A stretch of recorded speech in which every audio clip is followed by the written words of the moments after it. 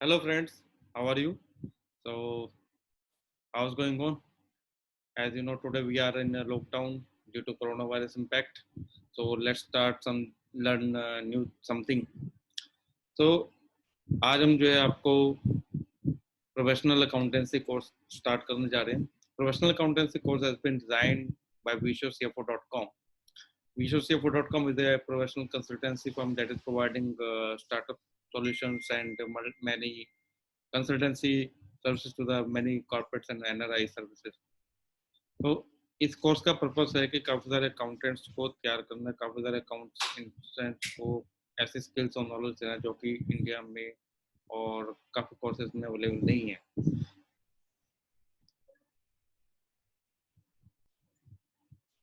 So in this course, we will teach you from basics of accounting to some advanced skills. Advanced skills come where we come with it has come in cloud accounting. Cloud accounting में क्या क्या आता है, कौन कौन से software use होते हैं, ऐसे QuickBooks, Zoho Books, Profit Books, as well as some Tally भी आपको बताएंगे कैसे क्या होता है. Tally के advanced skills, inventory management, cost inventory management, costing, cost category, job category.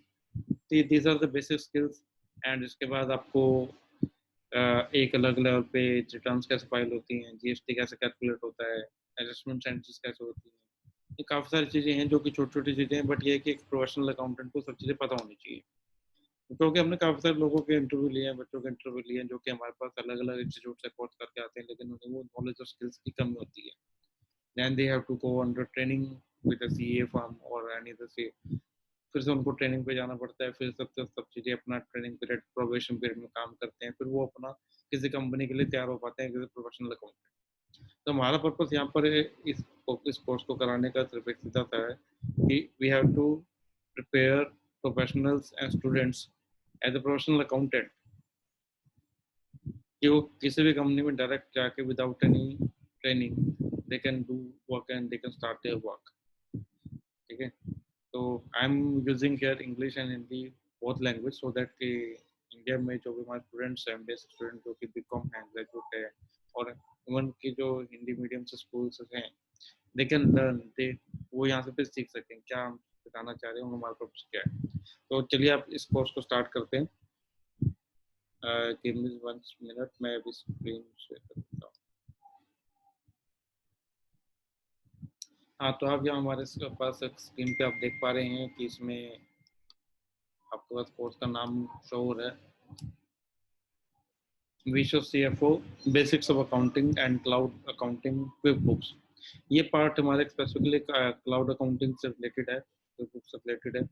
इसमें हम टैली को यहाँ पर कवर नहीं करेंगे. इस फर्स्ट कोर्स में हमने स्टार्टिंग ही क्लाउड अकाउंटिंग QuickBooks से किया है, क्योंकि यहाँ पर क्या है कि इंडिया में काफ़ी सारे लोग टैली तो जानते हैं, टैली यूज करते भी हैं, बट इंडिया में most of the things going online, तो उस वजह से QuickBooks का यूज़ काफ़ी बढ़ता जा रहा है. इसके चलते हम QuickBooks पे थोड़ा सा इस पे फोकस करेंगे. पहले हम फोकस करेंगे फिक्स पे अकाउंटिंग पे.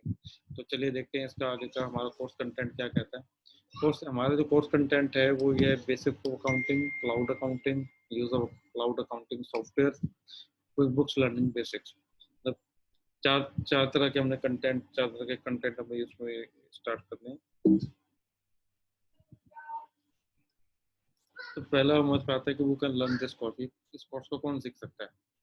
तो कोई पर्सन जो बीकॉम कर रहा हो, ग्रेजुएशन कर रहा हो, बीकॉम कितनी पूरी हो चुकी हो, जिस पर्सन को 2 या 3 महीने का एक्सपीरियंस हो अकाउंटिंग में, an person who want to be professional accountant, MBA M.Com qualification purpose who want to learn practical course, और कोई पर्सन अगर सीए भी कर रहा है या सीए ड्रॉप आउट है, छोड़ चुका है, और वो प्रैक्टिकल अकाउंटिंग सीखना चाहता है, he can do as well.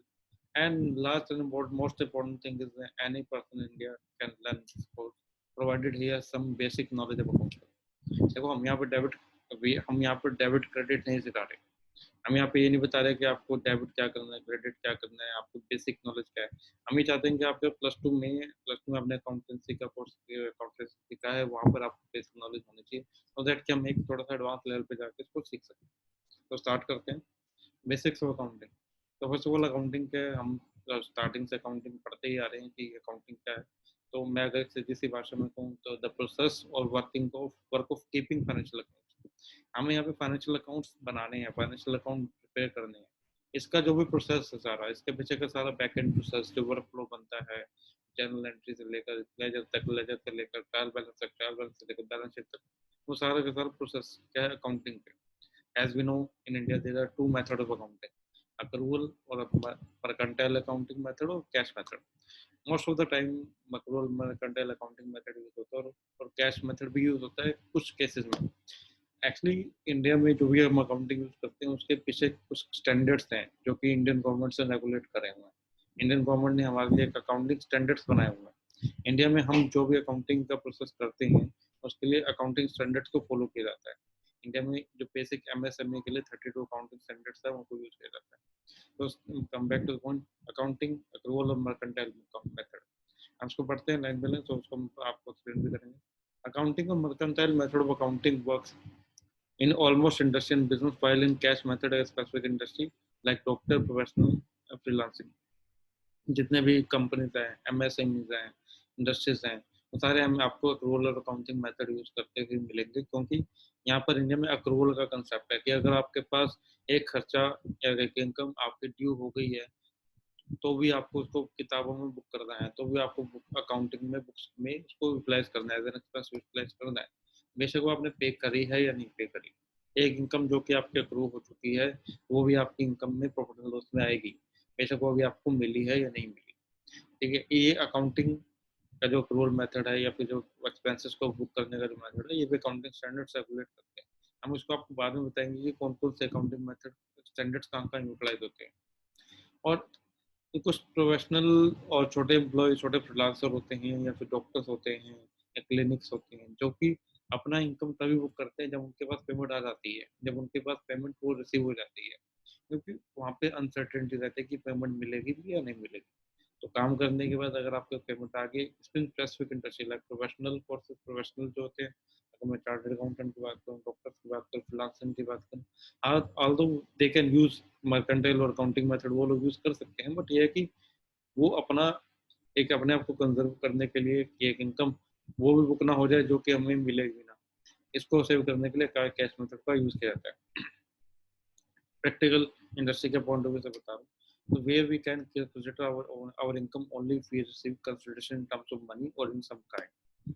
So next step, on the basis of method we follow accounting rules. That there are three accounting golden rules. There are three golden accounting rules. These rules are generally used for making journal entry for accounting. हमारे India में तीन तरह के golden accounting होता है। अगर आप लोगों ने प्लस टू में पढ़ा हो तो आपको सब चीजें याद होंगी कि कौन कौन से अकाउंटिंग रूल्स है जिसके बेसिस पे सारी अकाउंटिंग की किताब लिखी जाती है, सारी फाइनेंस स्टेटमेंट बना दी जाती है। Through journal entries we prepare ledger from ledger trial balance is prepared lastly from the trial balance and we profit and loss balance. Next slide में देखते हैं कि हमारा फ्लो ऑफ अकाउंटिंग क्या कहता है और गोल्डन रूल्स क्या कहते हैं। थ्री गोल्डन रूल्स क्या अकाउंटिंग के। रियल अकाउंट्स, रियल अकाउंट हमारे इंडिया में तीन तरह के अकाउंट बनते हैं, रियल अकाउंट, पर्सनल अकाउंट और नॉमिनल अकाउंट। अगर मैं रियल अकाउंट की बात करूँ, कौन कौन से अकाउंट होते हैं वो, जैसे fixed assets account, land, building, plant, machinery, आपके एसेट्स फॉर बाइक, कार, आपका इंटेंजिबल एसेट्स, सारे उसमें आते हैं। Cash and book, bank account, current assets account, तो सारे आपके रियल अकाउंट में आते हैं। पर्सनल अकाउंट में कौन कौन से आते हैं, creditor account, debtor account, employees account, जो कि किसी पर्सन से रिलेट करते हैं। यानी कि रियल जो एसेट्स हैं, जो चीजें हैं, जो टेंजिबल है, वो इंटेंजिबल जो एसेट्स है हमारे, उसको आप रियल में काउंट कर लो। ठीक है, पर्सनल में जो कि आपके किसी ना किसी पर्सन से लेन देन हो रहा है उसको आप यहाँ पे ले आओ।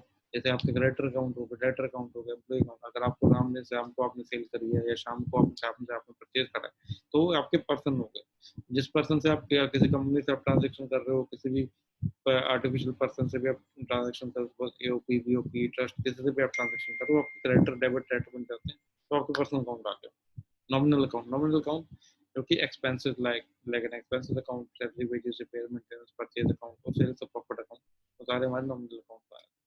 तो इसके रूल्स क्या हैं? रूल्स अगर हम देखें, रूल्स में ये कहते हैं real account debit what comes in and credit what goes out. यानी कि ऐसी एसेट्स या ऐसी मशीनरी जो कि अंदर आएगी उसको हम डेबिट करेंगे, यानी कि हमारे बिजनेस में आएगी, और जो हमारी एसेट्स के बाहर जाएगी उसको हम क्रेडिट कर देंगे। सिंपल सा रूल है कि जो एसेट्स हमारे पास आई उसको हमने डेबिट करा, और जो एसेट्स हमारे पास गई या जो एसेट्स हमारे पास निकल गया आपसे वो क्रेडिट कर दिया।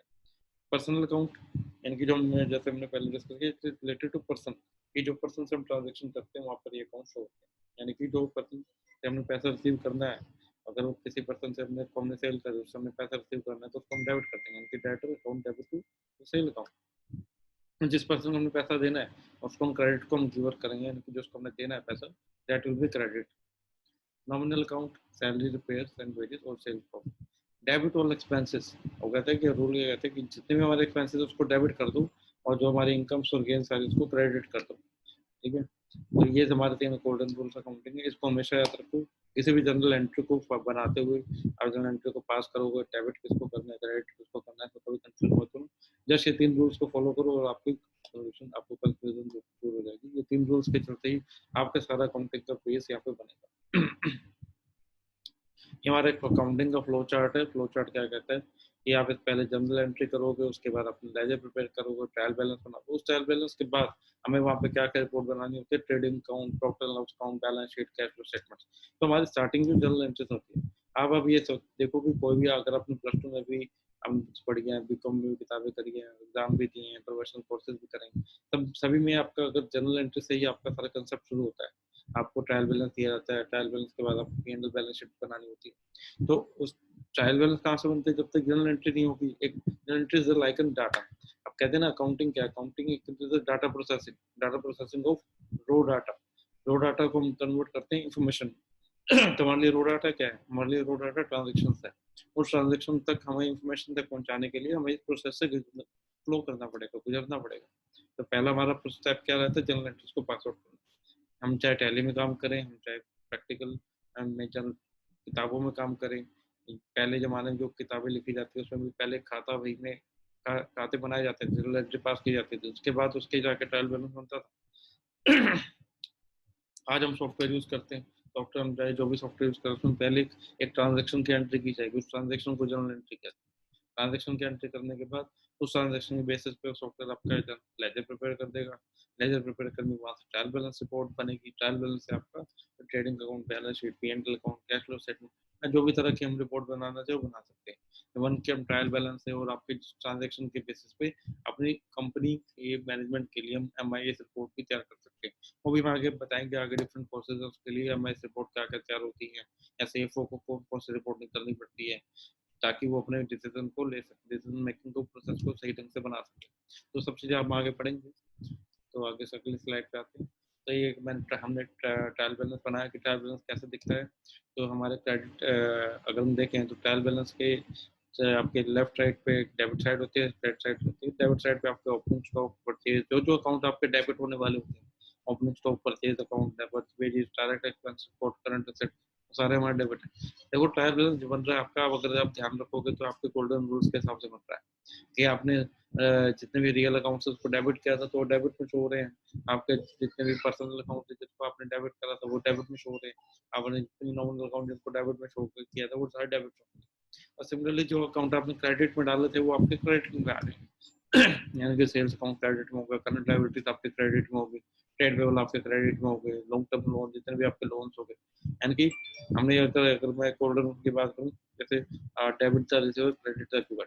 अब डेबिट रिसीवर में रिसीवर मान लो कि आपने डेटर से पैसा लेना है, ठीक है, तो आपने उसको डेबिट करा तो डेटर करंट असेट में आ गया आपका। और जिससे पैसा देना है, यानी जिसको गिवर, जिसको पैसा देना है आपने, वो क्रेडिटर आपके गिवर में आ गया तो आपको करंट लायबिलिटी में आएगा, तो वो क्रेडिट साइड में आएगा। तो trial balance is basically a information prepared on the basis of the journal entries passed on by। और जनरल एंट्री कास्ट किस बेसिस पे होंगे, गोल्डन रूल्स के बेसिस पे होंगे। ट्रायल बैलेंस के बाद हमारा बनता है ट्रेडिंग अकाउंट। ट्रेडिंग अकाउंट अगर देखोगे तो ट्रेडिंग अकाउंट के 2 पार्ट हैं, डेबिट साइड है, क्रेडिट साइड है। डेबिट साइड कहते हैं कि इसमें ओपनिंग स्टॉक है, परचेज आ जाती है, पेजेस आते हैं। अब ट्रेडिंग अकाउंट क्या है, ट्रेड खाता है। यानी कि अगर हम कहें कि इसको ट्रेडिंग अकाउंट एक मैन्युफैक्चरिंग के लिए बन सकता है, ट्रेडिंग के लिए बन सकता है, जो भी आपने ट्रांजेक्शन सेल परचेज की करी है उसके लिए आप ट्रेडिंग अकाउंट बनाते हो। ट्रेडिंग अकाउंट में आपका स्टॉक आ गया, परचेज आ गया, एक्सपेंसेस आ गया और एक ग्रॉस प्रॉफिट आपका निकलता है, जो कि सेल्स में से सब चीजें एक्सपेंसेस लेस करने के बाद आपका ग्रॉस प्रॉफिट निकला, प्लस आपका क्लोजिंग स्टॉक आ गया। क्लोजिंग स्टॉक को अब एक यहाँ पे पॉइंट याद है कि क्लोजिंग स्टॉक क्या हमारा ग्रॉस प्रॉफिट का पार्ट बनता है? बिल्कुल बनता है।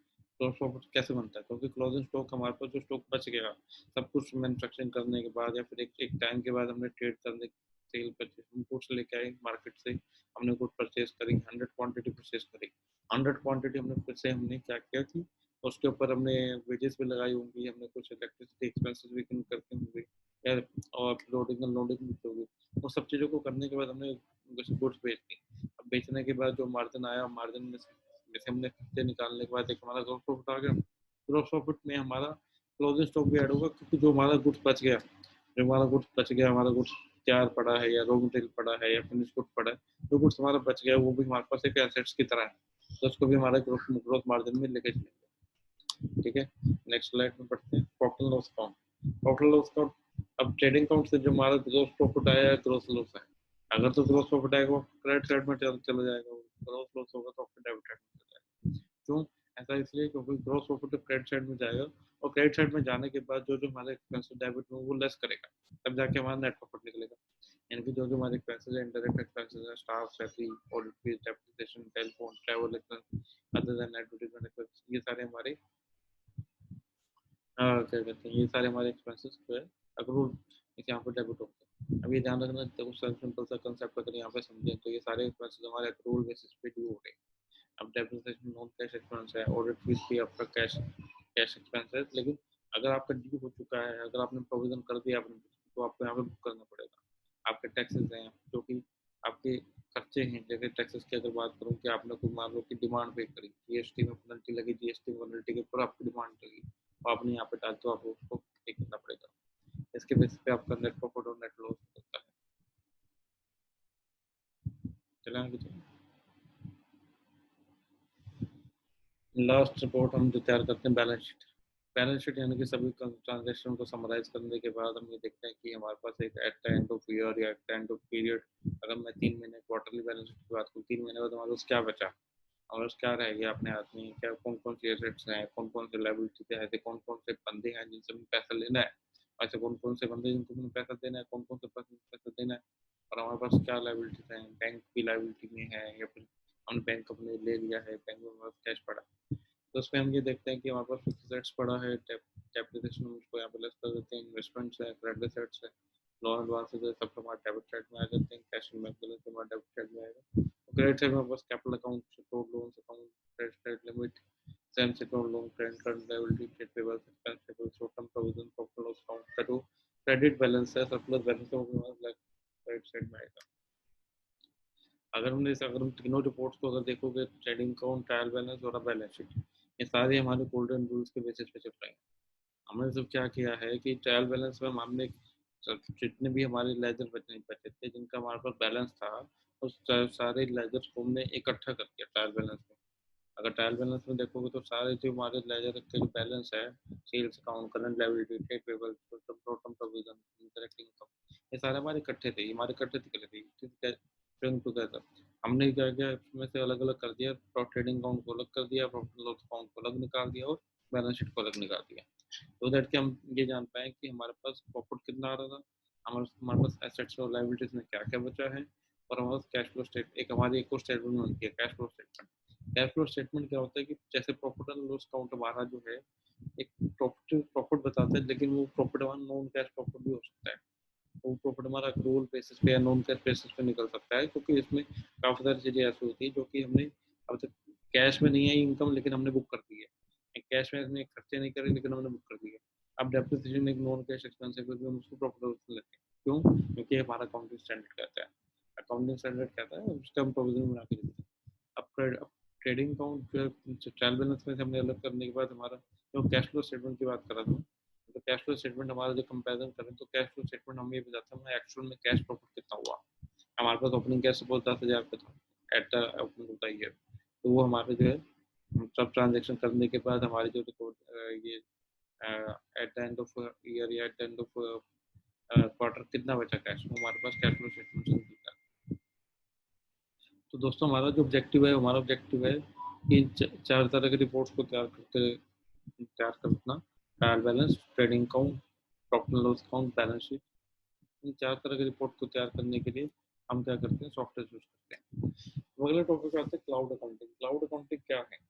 जैसे हमने अकाउंटिंग तो करते हैं, अब अकाउंटिंग में अगर देखोगे तो एक अकाउंटेंट का काम क्या है, अकाउंटेंट का काम है कि सारे जितने भी ट्रांजेक्शन हो रही है उन सारे ट्रांजेक्शन को एक जगह पे लाकर समराइज करना।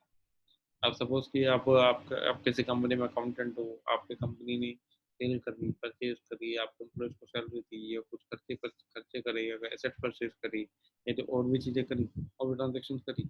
अब आप क्या करते हो, अपने अकाउंटेंट एज एन अकाउंटेंट आप अपनी कंपनी से सारे बिल मांगते हो, सारे ट्रांजेक्शन के रिपोर्ट मांगते हो। वो ट्रांजेक्शन के रिपोर्ट के बेसिस पे अपने सॉफ्टवेयर में वो डाटा को चढ़ाते हो वन बाय वन। आपने सेल चढ़ाई, आपने परचेज चढ़ाई, मैं सारी इसमें मैनुअल काम होता है।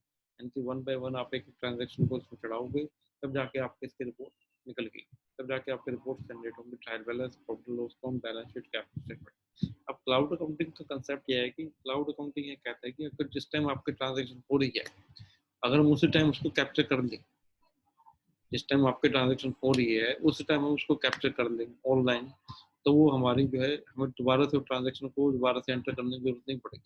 मैं एक सीधा सा एग्जांपल लेता हूँ। सपोज कि आपकी कंपनी में एक सॉफ्टवेयर लगा हुआ, सॉफ्टवेयर लगा हुआ, सॉफ्टवेयर के थ्रू आपकी कंपनी सेल के बिल काट रही है, सेल के बिल ऑनलाइन कट रहे हैं उस, और आप अपने अकाउंट डिपार्टमेंट बैठे हैं या फिर आप कहीं पर भी बैठे हैं, आप चार्टर्ड अकाउंटेंट के, तो आप एक अकाउंटिंग सर्विस भी दे रहे हैं, तो आपके साथ साथ ये भी पता चल रहा है कि वो ट्रांजेक्शन हो रही है नहीं हो रही। तब उसके सेल की एंट्री करी, सेल का बिल काटा कंपनी ने, वो सेल का बिल कटते ही आपके पास रियल टाइम में data, real time data base में आपके पास भी अपडेट होगा, मेरी सेल साथ के साथ अपडेट हो रही है। मैं इसका सीधा सीधा एग्जांपल देता हूँ। अगर हम बात करें ई कॉमर्स स्टार्टअप कंपनी की, जितने भी ई कॉमर्स स्टार्टअप कंपनियां हैं, चाहे वो फ्लिपकार्ट है या क्लाउड बेस है कुछ भी, या अगर एक छोटी भी स्टार्टअप कंपनी अगर स्टार्ट करें, जैसे मैं अगर अपना कपड़ों का काम शुरू करता हूँ, एक वेबसाइट के थ्रू शुरू करता हूँ, ठीक है। अब उस वेबसाइट पे जाकर लोगों को मेरे ऑर्डर देंगे, सेल होगी। जैसे ऑर्डर पिंच होगा वेबसाइट पे फिर वो सेल में कन्वर्ट होगा। तो सेल में कन्वर्ट होते ही मैं चाहता हूँ कि सेल जब कन्वर्ट हुई, तो मेरे अकाउंटेंट को छोटी छोटी सेल अमाउंट को दोबारा से किसी भी टैली या अलग सॉफ्टवेयर में डालने की जरूरत ना पड़े। तो मैं क्या करता हूँ, मैं एक अकाउंटिंग सॉफ्टवेयर लेता हूँ, क्लाउड अकाउंटिंग का सॉफ्टवेयर, जिसके थ्रू मैं अपनी वेबसाइट और सॉफ्टवेयर को कनेक्ट कर दूंगा। तो जैसे ही मेरी सेल की एंट्री पिच हुई सर, जैसे मेरी वेबसाइट पे ऑर्डर आया, ऑर्डर सेल में कन्वर्ट हुआ, सेल में कन्वर्ट होते ही वो अकाउंटिंग का बिल, वो सेल का बिल मेरे उसमें सॉफ्टवेयर में ऑटोमेटिकली चढ़ जाए। ये है क्लाउड अकाउंटिंग का पर्पस। अगला पर्पस, जैसे मैं एक एग्जांपल लेता हूँ बैंकिंग का, कि बैंकिंग में सपोज कि बैंकिंग में कोई ट्रांजेक्शन हो रही है, बैंकिंग में आज चेक कटा, आज कैश निकला, आज ये हो रहा है वो हो रहा है, तो मैं चाह रहा हूँ कि जैसी ट्रांजेक्शन हो वैसे ही वो रिकॉर्डिंग, वो बैंक की ट्रांजेक्शन की रिकॉर्डिंग मेरे सॉफ्टवेयर में आ रही है। तो मेरा सॉफ्टवेयर क्या करता है कि उस बैंक से उसको कनेक्ट करता है, बैंक से जब सॉफ्टवेयर कनेक्ट हो जाता है, तो जैसे ही आपकी ट्रांजेक्शन आपकी बैंक में हो रही है, तो रियल टाइम बेसिस पे आपके पास वो अकाउंटिंग सॉफ्टवेयर में वो ट्रांजेक्शन अपने आप रिकॉर्ड हो रही है, या फिर आपके ट्रांजेक्शन आपको शो हो जाए, तो आप उसको फर्दर रिकनसाइल कर सकते हो, चेक कर सकते हो। तो ये हमारा पर्पस है क्लाउड अकाउंटिंग। आप यहाँ पर देख रहे हो कि लोग अलग अलग डिपार्टमेंट में या अलग अलग डिवाइसेस पे बैठे हैं। अब एक पर्सन है, सपोज ये हमारा ओनर है कंपनी का, जो कि लैपटॉप पे बैठ के, मोबाइल पे बैठ के अपनी को ट्रांजेक्शन कर रहा है, ठीक है। अब ट्रांजेक्शन करते करते, या फिर एक कस्टमर है जो कि ऑर्डर दे रहा है, और तो उसने जैसे ऑर्डर दिया सेल से या फिर वेबसाइट से ऑर्डर दिया, तो वेबसाइट से ऑर्डर डायरेक्टली हमारे सॉफ्टवेयर में चला गया। सिमिलरली हमारे एम्प्लॉई पेरोल वाले हैं, उन्होंने अपनी सैलरीज बनाई, सैलरीज पेरोल पे बनाई, तो सैलरीज को जैसे डिस्ट्रीब्यूट करा बैंक से, हमारे सॉफ्टवेयर पे ऑटोमेटिकली चले गए, ठीक है। अब यहाँ पे ये आपको एक कंफ्यूजन आ रही होगी, अगर सारी ट्रांजेक्शन ऑटोमेटिकली कैप्चर हो रही है तो अकाउंटेंट का काम क्या रहेगा। सिंपल सी बात है, जब सारी ट्रांजेक्शन ऑटोमेट हो जाएंगी, सब चीजें ऑटोमेटिक बेसिस पे चलेंगी, तो अकाउंटेंट का काम क्या रहेगा। तो दोस्तों अकाउंट यही तो कंफ्यूजन है। अकाउंटेंट का काम है सारी ट्रांजेक्शन को रिकनसाइल करना और चेकिंग करना, साथ में ये चेक करना कि सारे ट्रांजेक्शन की रिकॉर्डिंग सही ढंग से हो रही है या नहीं हो रही। आपका काम यहाँ पर ये बच गया कि आपका काम डाटा एंट्री से करके आपका काम डाटा एनालिटिक्स पे आ गया। अब आपको डाटा को एनालाइज करना है और उसे सही जगह पे फिट करना है। कई बार देखो कि जितने भी यार ऑनलाइन ट्रांजेक्शन होंगी, उसमें कहीं ना कहीं गलतियां तो निकलेंगी, गलतियां भी निकलेंगी। या भी हो सकता है कि आपकी मान लो कि रिपोर्टिंग गलत बन रही है, अगर अगर वो सब चीज़ें ऑटोमेटिक सिस्टम पे छोड़ दें, तो यहाँ पे सबसे बड़ी बात है कि हमें एक चीज़ ये भी ध्यान रखना है कि हमें यहाँ पर बैठ कर सिर्फ डाटा एंट्री का काम नहीं करना, हमें डाटा एंट्री के साथ साथ डाटा एनालिटिक्स का काम करना है, जो कि हमारा क्लाउड अकाउंटिंग में बहुत बड़ा रोल है। तो अभी आपको सिर्फ टैली में बैठ के खट खट खट खट अकाउंटिंग नहीं करनी, आपको यहाँ बैठ के क्लाउड अकाउंटिंग पे बैठ के ऐसे सॉफ्टवेयर को यूज करना है जहाँ पर आपके पास डाटा ऑटोमेटिकली रेडी होके आ रहा है, जो रो इन्फॉर्मेशन में रेडी होके आ रहा है, आपको उसको एनालाइज करना है, आपको उसको चेक करना है कि सही चीज़ें हो रही है नहीं हो रही। एज वेल एज इसमें देखो कुछ एंट्रीज आपको डालनी भी पड़ेगी। मैं अगर ये नहीं कहता कि पूरी 100% ऑटोमेशन है कुछ एंट्रीज में डालनी भी पड़ेंगे, परचेज की एंट्रीज में डालेंगी, एक्सपेंसेस की एंट्री डालेंगी, बैंकिंग के एंट्रीज ऑटोमेटिकली कैप्चर हो जाएंगी, बट परचेज के बिल या फिर खर्चों के बिल चलेंगे, सेल के बिल हो सकता है कि एंट्री हो जाए। और अगर कंपनी सॉफ्टवेयर को सेल के बिल के काटने के लिए यूज करी तो ऑटोमेटिकली उसमें चढ़ जाएगा। तो मैं क्या कर आपको नेक्स्ट बताता हूँ कि कौन कौन से हमारे पास सॉफ्टवेयर है क्लाउड अकाउंटिंग की क्या है। तो अगर हम यहाँ पे देखिए क्लाउड अकाउंटिंग क्या कहता है, पहली बात तो इसमें समझने वाली बात है कि क्लाउड अकाउंटिंग का मतलब हम क्लाउड पे क्यों क्या ले रहे हैं। क्लाउड का मतलब कि ऐसा ऐसी अकाउंटिंग जिसमें हमारे पास जो डाटा है वो हमारा डाटा लोकल डेस्कटॉप में सेव नहीं हो रहा। आप इस चीज का ध्यान रखो कि क्लाउड अकाउंटिंग में डाटा लोकल डेस्कटॉप के सर्वर में यूज सेव नहीं होता, वो सेव होता है क्लाउड पे, इंटरनेट पे। उसका पर्पस ये है कि इंटरनेट के जरिए कोई भी यूजर उसको कहीं से भी एक्सेस कर सके। अगर आपका सीएफओ है कंपनी का या फिर आपकी कंपनी का ओनर है, वो चाहता है कि मैं मोबाइल ऐप पे डाटा को यूज कर सकूँ, एक्सेस कर सकूँ तो वो क्लाउड पे होना चाहिए ना पहले। उसका मोबाइल एप्लीकेशन होगा, उसका क्लाउड पे आएगा, तभी तो उसमें देख पाएगा। तो व्हाट इज क्लाउड अकाउंटिंग? अगर हम देखें क्लाउड अकाउंटिंग क्या है, ट्रेडिशनली अकाउंटिंग वाज एक्सिक्यूटेड, ध्यान से सुनना दोस्तों, traditionally accounting was executed using software hosted locally on desktop computers, hard drive, for example tally.erp9, busy software, mark software. आज भी बहुत जगह सॉफ्टवेयर यूज होते हैं, मैं नहीं कहता सॉफ्टवेयर यूज नहीं होते, सॉफ्टवेयर बहुत जगह यूज होते हैं। लेकिन धीरे धीरे जैसे हम ऑटोमेशन की तरफ जा रहे हैं, डाटा एनालिटिक्स की तरफ जा रहे हैं, तो हमें कहीं ना कहीं जाके क्लाउड अकाउंटिंग में मूव होना पड़ेगा। और इसको इसलिए ये टाइम जो कि इसमें आपको सीखना होगा, समझना पड़ेगा कि कंसेप्ट क्या है। कंसेप्ट ये है कि traditionally accounting was executed using accounting software hosted locally on a desktop computer. यानी कि जो सॉफ्टवेयर हमारा डेस्कटॉप सॉफ्टवेयर होता था जो कि हमारे लोकल कंप्यूटर पे सेव होता था, उसको वहीं पे स्टोर करता था डाटा को, ठीक है, उसके हम अकाउंटिंग करते थे, वो हमारा ट्रेडिशनल अकाउंटिंग सॉफ्टवेयर है। क्लाउड अकाउंटिंग क्या है? Cloud accounting on the other hand is accounting that is executed using software, software के थ्रू हम यूज कर रहे हैं accounting that is hosted remotely, that is hosted remotely on the cloud. यानी कि सॉफ्टवेयर आपका कहीं पे डेस्कटॉप पे सेव नहीं है, वो क्लाउड पे सेव है। वो सॉफ्टवेयर में हम अकाउंटिंग कर रहे हैं, वो हमारा क्लाउड पे जाके सेव हो रहा है। And one more point, it is operated by different users at one point of time. यानी कि इस टाइम इसमें इस सबसे बड़ी बात है कि एक टाइम पे आपके डिफरेंट डिफरेंट यूजर्स हो सकते हैं, मल्टीपल यूजर हो सकते हैं जो कि सॉफ्टवेयर को यूज कर रहे हैं और ट्रांजेक्शन को एग्जीक्यूट कर रहे हैं। यानी कि आपका यहाँ पे काम और बढ़ गया। बढ़ गया क्या? आपका डाटा एनालिसिस का काम बढ़ गया। डाटा एनालिसिस मतलब कि कौन कौन सा यूजर क्या क्या ट्रांजेक्शन कर रहा है, आपको ये भी देखना है कि अगर कोई भी पर्पस, कोई भी पर्सन गलत एंट्री कर रहा है, या फिर मान लो कि पेरोल वाला गलत एंट्री चढ़ा रहा है, एक्सपेंसेस वाला गलत एंट्री चढ़ा रहा है, परचेज वाला गलत एंट्री मार रहा है, गलत एंट्री रिपोर्ट कर रहा है, या कोटेशन बन रही है तो उसको इनवॉइस में कन्वर्ट गलत हो रही है, तो ये भी आपको ध्यान रखना है। तो इसमें सबसे बड़ी बात है कि आपको क्लाउड पे सब चीजें चलेंगी, रियल टाइम में चलेंगी। रियल टाइम में चलने के साथ साथ आपके पास ट्रांजेक्शन का रिकॉर्डिंग होती रहेगी। आपका काम है ट्रांजेक्शन को एनालिटिक्स करना, एनालिसिस करना और उसको सही इन्फॉर्मेशन में लेकर आना। ये हमारा क्लाउड अकाउंटिंग का कंसेप्ट। अब जैसे अगर हम देखें कौन कौन से सॉफ्टवेयर बेसिकली जो इंडिया में यूज होते हैं क्लाउड अकाउंटिंग में, सबसे बड़ा most popular software quick books online. Quick books online, Zoho books, profit books. Quick books online most popular software जो कि पहले यूएस से यूके में भी अकाउंटिंग के लिए यूज होता है, आज भी यूज होता है। इसका इन्होंने इंडियन वर्जन निकाला है और उसको काफी लोग यूज कर रहे हैं, मोस्ट ऑफ द लोग यूज कर रहे हैं।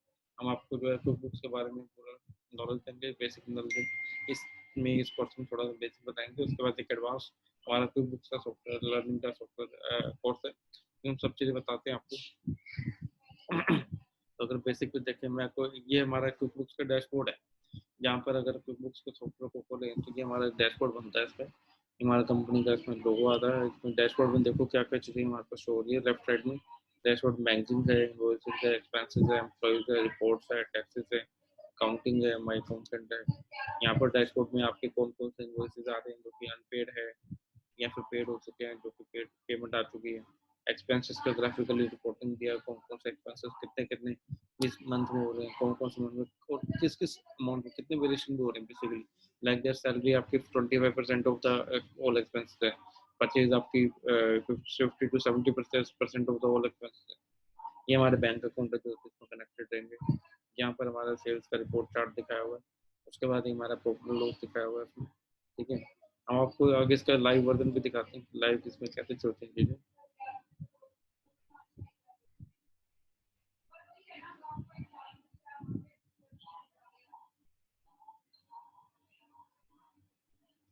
वो आपको फिर नेक्स्ट स्लाइड में दिखाते हैं। थैंक यू दोस्तों। मैं आपको नेक्स्ट स्लाइड में आपको बताते हैं गुड बुक्स के बारे में और ये क्लाउड अकाउंटिंग के बारे में, और इसमें बहुत सारी चीजें हैं सीखने को। ये भी आपको जस्ट एक ओवरव्यू देना था कि अकाउंटिंग से लेकर क्लाउड अकाउंटिंग तक का सफर क्या है और इसको हमने कैसे पूरा करना है और कैसे इसमें क्या क्या चीजें हैं जो कि हमने सब पकड़नी और सीखनी है। तो इसके लिए आगे के लिए पार्ट 2 के लिए आगे रेडी रहे और हमारे चैनल को सब्सक्राइब करें और यूट्यूब पे लाइक करें और ज़्यादा से ज़्यादा लोगों तक इस कोर्स को पहुँचाएं, तो दैट कि इस आने वाले नए टाइम में आप लोग प्रिपेयर हो सकें इस क्लाउड अकाउंटिंग के लिए और इस मेथड को समझ सकें कि क्या आगे टेक्नोलॉजी भविष्य में या फ्यूचर में यूज होने वाली है। आगे हमारा जो पर्पस है डाटा एंट्री से, डाटा एंट्री ऑपरेटर से डाटा एनालिटिक्स तक आ चुका है और एज वेल एज आपको एक अकाउंटेंसी प्रोफेशनल अकाउंटेंट के जरिए आपको एक पूरी नॉलेज होनी चाहिए कि हम क्या क्या करने जा रहे हैं और एज वेल एज आपको अब अकाउंटिंग सॉफ्टवेयर को तो सीखना ही पड़ेगा, प्लस में आपको जो हमारे कंसेप्ट है जीएसटी है, आपका इनकम टैक्स है, टैली है, टीडीएस है, डब्ल्यूसीटी है, जो भी टैक्सेस आएंगे हमें और हमारा इस जो क्या कहते हैं टैक्सेस के अलावा उनकी एडजस्टमेंट एंट्रीज हैं, एडजस्टमेंट एंट्रीज कैसे होंगी, आपको उसको कैलकुलेट कैसे करना है, इसकी वैल्यूएशन कैसे बनेगी, कंप्यूटेशन कैसे बनेगी, इसकी रिकंसिलिएशन रिपोर्ट्स कैसे बनेंगी, क्योंकि ये सारी रिपोर्ट्स आपको कैसे रेडी करनी है। क्योंकि सबसे बड़ी मेन पॉइंट है कि जब आप किसी कंपनी में काम करते हैं एज एन अकाउंटेंट हेड या फिर एज ए सीएफओ या फिर आप सीएफओ के अंदर काम करते हैं अकाउंट मैनेजर के तरह, तो आपको कई सारे रोल निभाने पड़ते हैं। आपको सीईओ को रिपोर्टिंग करनी पड़ती है एज ए सीएफओ, आपको अगर सीएफओ के अंडर काम करें तो आपको सीएफओ को रिपोर्टिंग करनी है। तो आपको क्या क्या रिपोर्ट बनानी है, कौन कौन सी रिपोर्ट उनके लिए जरूरी है, ये भी आपको बताएंगे। मंथली कौन सी रिपोर्ट होनी चाहिए, क्वार्टरली कौन सी रिपोर्ट होनी चाहिए, ईयरली कौन सी रिपोर्ट होनी चाहिए, और किसी भी डिसीजन मेकिंग को बनाने को करने के लिए कौन सी रिपोर्ट जनरेट की जाती है। इसके अलावा साथ साथ हम जो आपके क्या कहते हैं रेगुलेटरी कंप्लायंसेस हैं, जैसे इनकम टैक्स रिटर्न फाइल करनी है, बैलेंस शीट फाइल करनी है, वहाँ पर रिपोर्ट कैसे जनरेट हो, तो ये सारी चीज़ें हैं जो कि हम आगे सीखेंगे और बहुत बढ़िया कोर्स जाने वाला है, बहुत बढ़िया नई नई चीज़ें हैं, नए टॉपिक्स हैं। तो आप हमारे साथ जुड़े रहे और इसको आगे को यूट्यूब को सब्सक्राइब करके और यही मैं आपसे करता हूँ और हमारा सपोर्ट करें। Thank you very much.